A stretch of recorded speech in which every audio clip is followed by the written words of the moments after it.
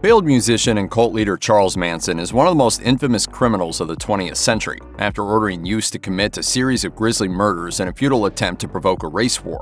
Like many of history's most deranged minds, Manson had a troubled upbringing and traumatic childhood that helped shape him into the monster he would eventually become. Much has been written about his life and actions as head of the Manson family, but little has been said about the woman who raised him, or at least the woman who occasionally attempted to.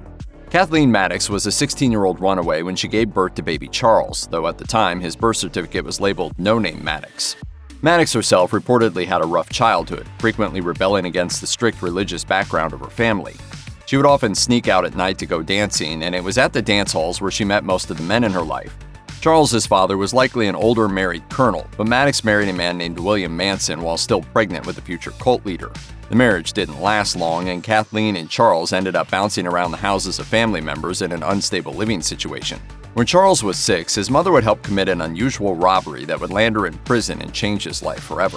In 1939, Kathleen and her brother Luther were both convicted of armed robbery and sent to prison. The Maddoxes weren't armed with firearms, though. In the commission of the robbery, Luther wielded an empty ketchup bottle. According to Oxygen, the siblings had been out on the town with Luther's girlfriend when they met a man they thought to be rich. They lured the man into a gas station, and Luther pressed a ketchup bottle filled with salt into the man's back, claiming it was a gun.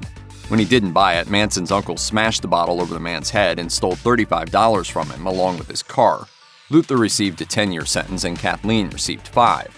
While Kathleen would be released 3 years into her sentence, those were formative years for Charles Manson.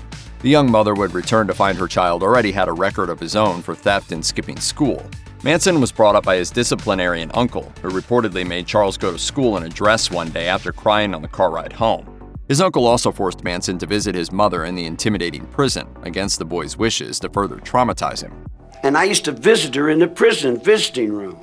By the time Kathleen returned, Manson had become someone who could not be reined in or controlled by her limited parenting skills. She reportedly left Manson largely unattended while his mischief turned more sinister. Manson had already displayed manipulative tendencies as a child, and Maddox's arrest and hands-off attitude let those tendencies fester and grow.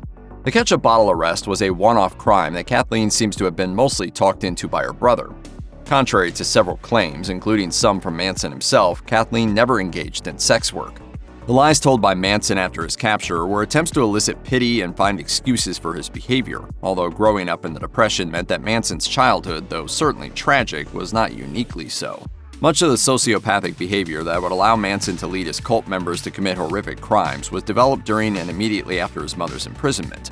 At school, he would manipulate other students to attack children he didn't like, then refuse to claim any responsibility for his actions. He frightened his cousin by waving a sharp sickle at her, and she was sure that she would be killed until her uncle and aunt arrived. He also took up music at this point in his life, which would later help draw people into the Manson family. Sadly, after Kathleen Maddox's release, she was incapable of dealing with Manson and eventually tried to have the boy sent to boarding school.